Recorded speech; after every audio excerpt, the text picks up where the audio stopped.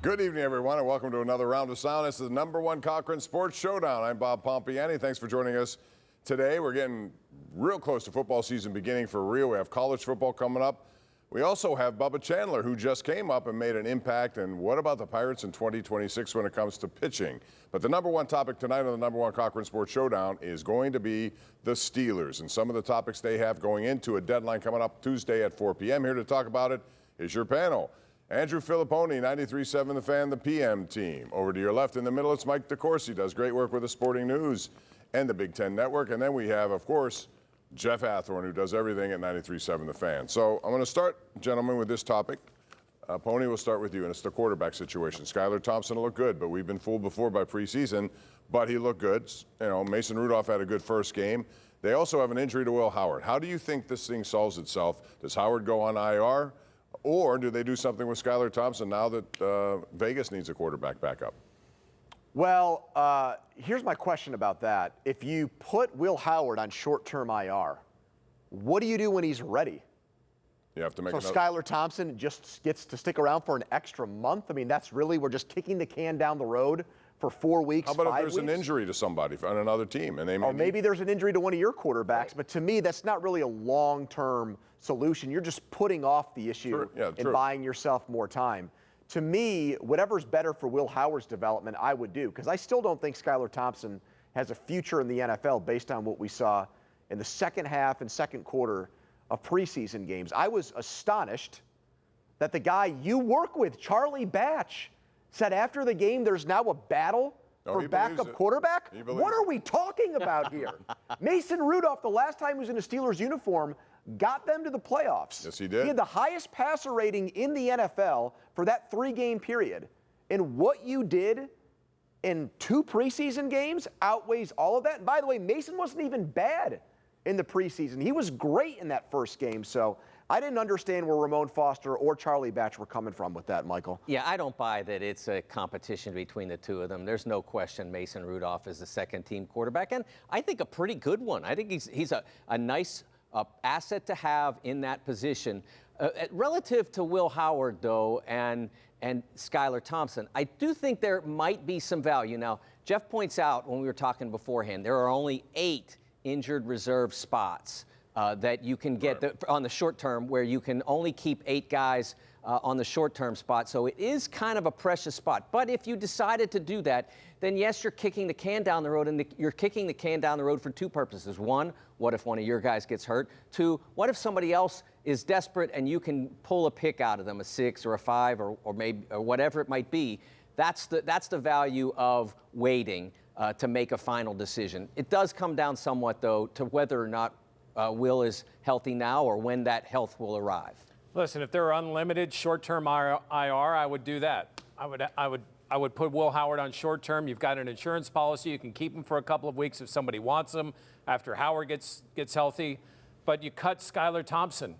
To Pony's point, Mason Rudolph took you into the postseason. It was 3 huge games at the end of that season. He's performed well.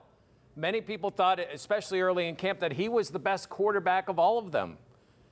And you're going to cut him because a guy does well in the second half of the 3rd preseason? I mean, kudos to him. He cut it loose. He played well. He probably earned himself a spot somewhere else.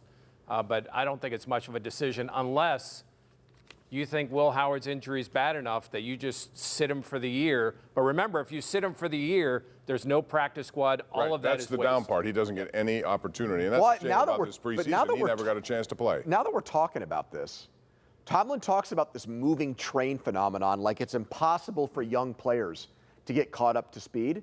Maybe he does just redshirt him, and he puts him on long-term IR for the entire year.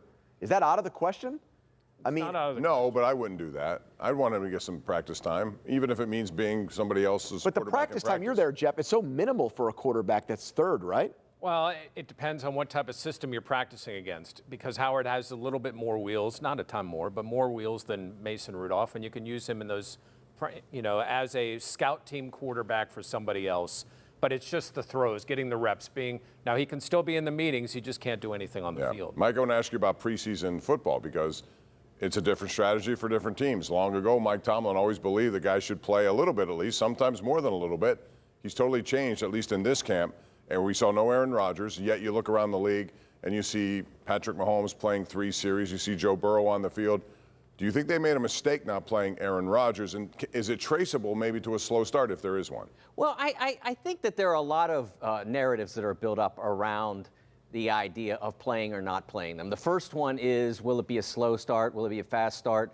I think that really there's one way that I can see it being justified, and that's load management.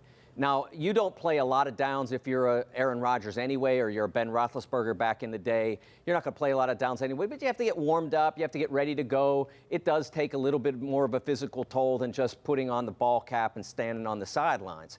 So there's that. And so I would understand that as a factor. But if it's about protecting from injury, I think that's a canard. You can get hurt, as we saw with Will, just taking a snap in practice. Right. So I don't buy that. I think there's got to be a better reason for it than that, and that's where I land on the load management. I mean, it was an offensive line that didn't play together until the second week of camp. They were without Isaac Seumalo. It's vanilla defenses. He's not going to do much anyway. I don't see the value in that case of playing Aaron Rodgers in that situation. Well, every team in the NFL, Jeff, that had a quarterback in a new system on a new team disagrees with you. He's the only guy who changed teams this offseason who's a starter who did not see playing time in the preseason. 10 quarterbacks didn't at all. The other 9 were guys that were there before, like Jalen Hurts in Philadelphia or Matthew Stafford because he's got injury issues with the Rams. I also thought Tomlin sent out ridiculous mixed messaging on this. So if you're going to believe that, hey, there's really nothing that can be gleaned from the preseason, we want to put our guys in bubble wrap, explain to me why Jalen Ramsey played Thursday night. Explain to me why Darius Slay played Thursday night. Why would you want to put those guys at risk? If they're veterans who've been there, done that, why play them and yet rest Aaron Rodgers? I didn't understand that. I think maybe if it's a different situation with the O-line, or maybe you do play him. But the O-line's protected their quarterbacks in the preseason. I know they have, but in 4 snaps, 5 snaps, 6 snaps, I understand defensively maybe you want to have some communication. Let them be out there when it's real, where they have to communicate. But I think when we heard from Aaron that first time and he said, you really don't get anything from preseason games, only from joint practices, not only, but mostly from joint practices, you knew he wasn't going to play. Where I disagreed with what they did was playing them in Charlotte on artificial turf. My understanding was that the secondary played because they didn't look great in the Tampa in the joint practice. Right. Okay, so that was right before you played at home on a grass field. I would have much rather seen them. Me too. And I thought that was the time we were going to see it, but we didn't. We got to take a break. When we come back, more Steeler conversation, including over and under test for these guys. We'll do that when we come back right here on the #1 Cochran Sports Showdown. All right, we're back, and we're continuing to talk about the Pittsburgh Steelers. They have cut-down day coming up on Tuesday at 4 p.m. One of the interesting dynamics of this preseason has been Cam Hayward, and he is back at practice. We saw that, Jeff, but you've been over there a lot.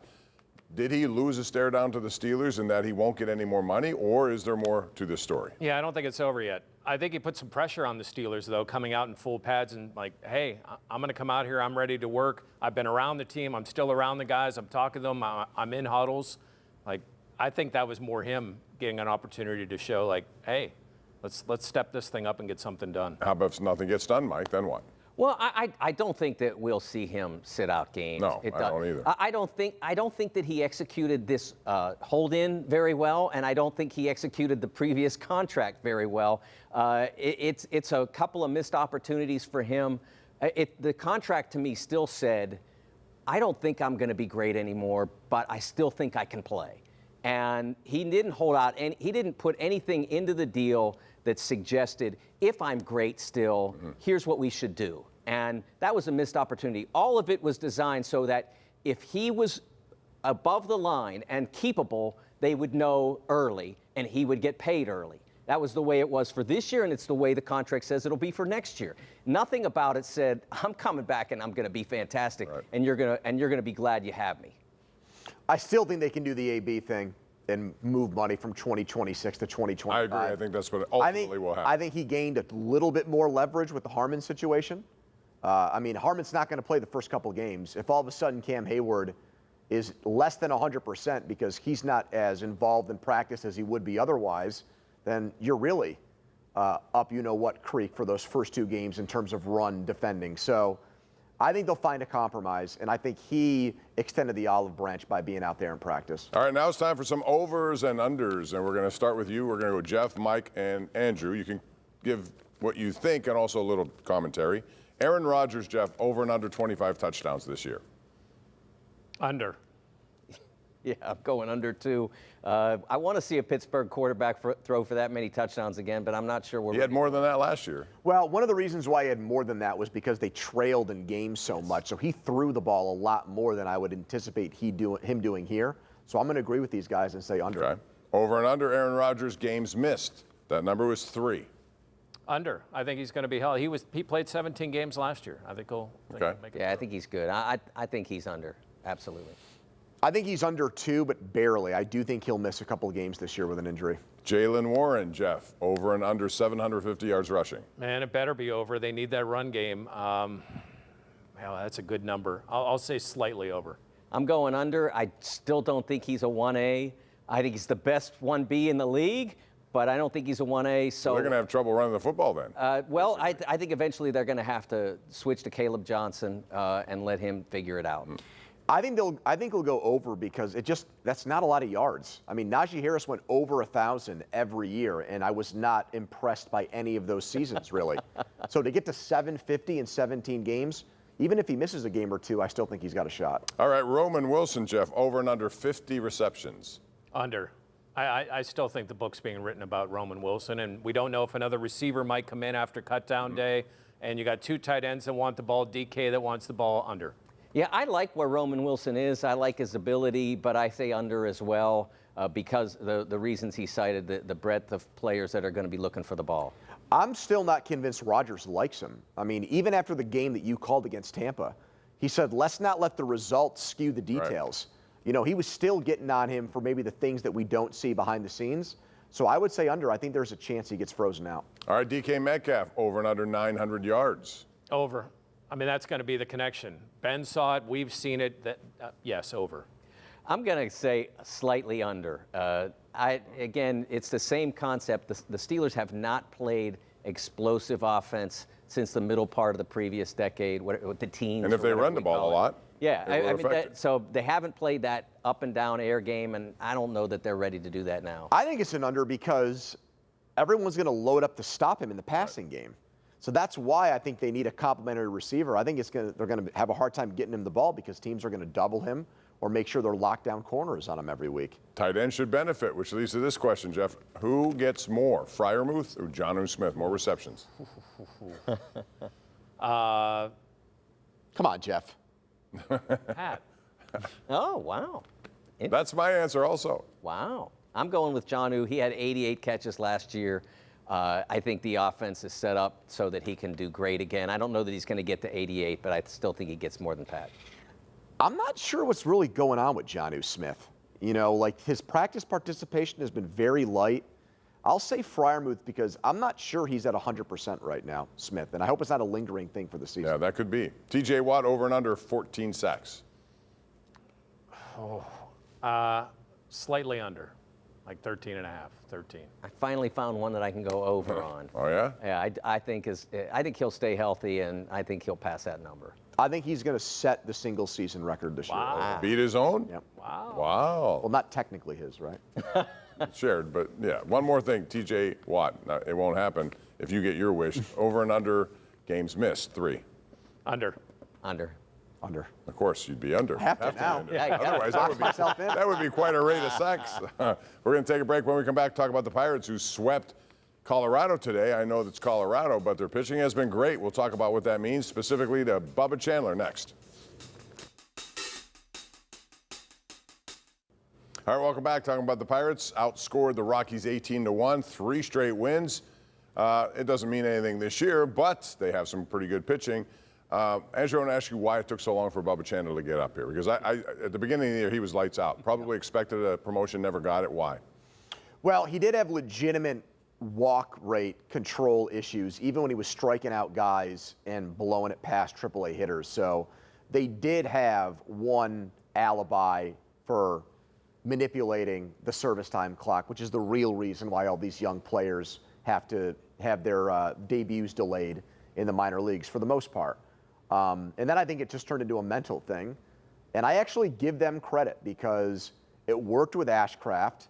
It is a less pressurized situation when you come into a game where you've got a lead and you're pitching, not really high leverage situation innings. And believe it or not, I think the Pirates actually get the benefit of the doubt with pitchers. It's the one thing about them right now that I think it's hard to argue with. They've done a pretty good job with guys, Mike. Yeah, the only thing that I don't like about it is when did it become bulk relief? Wasn't long relief good enough, didn't it? I mean, really, doesn't that make more sense? That'll soon become Gene Collier's Trite Award. Bulk. We'll hear it all the time. There you go. But I think they handled him in the end very well. Yeah, the service time thing is an issue. And in a lot of ways it makes sense because what would it have done for the team to have him up here the entire time? I don't know that it would have changed their season. And now they get to bring him in, and he had a great debut. Spectacular debut under what didn't shape up to, like I said, the bulk relief concept didn't seem like it would go as well as it did for him. So it worked out well, and I'm sure down the stretch he'll get a start or two and get a chance to shine. He should. Yeah, I think he was bored in AAA, which I think led to some of the numbers that we saw, and not happy. And they decided, listen, let's just bring him up and see what he can do. We passed that window where we're going to have the service time work in our benefit. And as far as starting in bulk relief, I like what they're doing right now with having these guys earn starts. They've got about 5 of them, and they go week to week. Say, hey, you go out and pitch well, you're going to pitch again, you're going to start again next week. Put that kind of pressure on them right now and see how they handle it. All right, I have 1 minute left. You have Skeens, you have maybe Jared Jones halfway through the series, you have Ashcraft, you have Keller, you have Burrows, you have a lot of guys. Are you more optimistic that they'll do the right thing in the offseason and turn this team into somewhat of a contender, meaning wild card potential? No, because if it didn't happen last offseason, why should I believe that it's going to happen this offseason? That would turn into one of those shame on you, but shame on me if I start to believe. So you think there's no way they're going to spend or do anything? They could trade people to get people here. They need bats.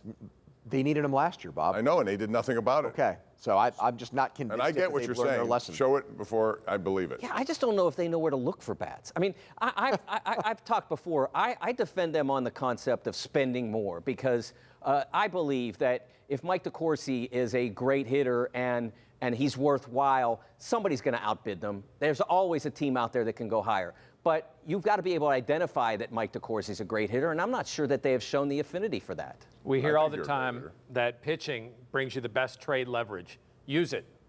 Use it. Right. To and find they have a lot bat. of guys they could possibly trade. They have trade. to get a bat. And did they miss the boat real quick? Until they do it. Did they miss the boat on Mitch Keller, trading him at the deadline, knowing what's happened in the second half of the season? Depends on what they do in November. Maybe they didn't. I mean, if Nightingale's right and they could have gotten the Cubs' top hitting prospect for him, that was a huge missed opportunity by the Pirates in hindsight. Yeah. All right, we got to go to a break. When we come back, quick thoughts about the college football season opening up. Pitt, Penn State. What are we thinking next? All right, Pitt and Penn State about to open up. Coming up, interesting Pitt Duquesne. Penn State, I want to get your thoughts, all of you, about what's acceptable season for Pitt, what will be an acceptable season for Penn State. Andrew, you first. Which one do you want first? Pitt. I think Pitt's got to win 8 games or more. I think the 7-5, 6-6 constant refrain gets on everybody's nerves. I think there's an understanding that they can't compete with Clemson necessarily because of the money those programs can spend in the ACC. But for me, there really is not an obvious second best team in the conference. So I would say 8 wins would be the bare minimum. And Penn State, real quick. Penn State needs to get back to the Final Four.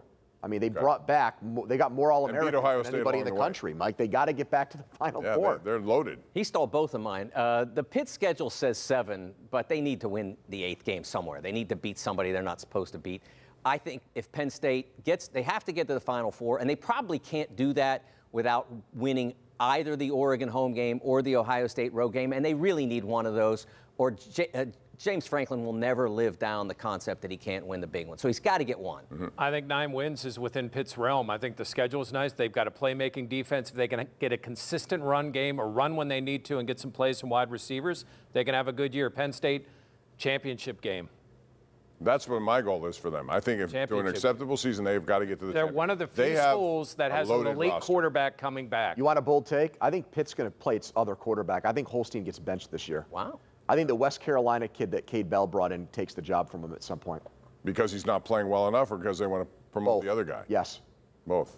Interesting. All right. Kicks off this weekend, Pitt and Duquesne Saturday at Acrisure Stadium. All right, now I want to tell you about, it's time to talk about epic pre-owned savings from #1 Cochran. They got car stock, and it's a great promotion. It's back, and that means the best markdowns of the summer on 1,300 pre-owned vehicles. All makes, all models, all priced for immediate sale. Plus, car stock now includes mind-blowing offers on overstocked new vehicles that they have there with max savings of $15,000. That's right, 15 grand. Don't miss car stock now through September the 2nd at all #1 Cochran locations. Cochran.com, in-store, online. It's CochranKia.com.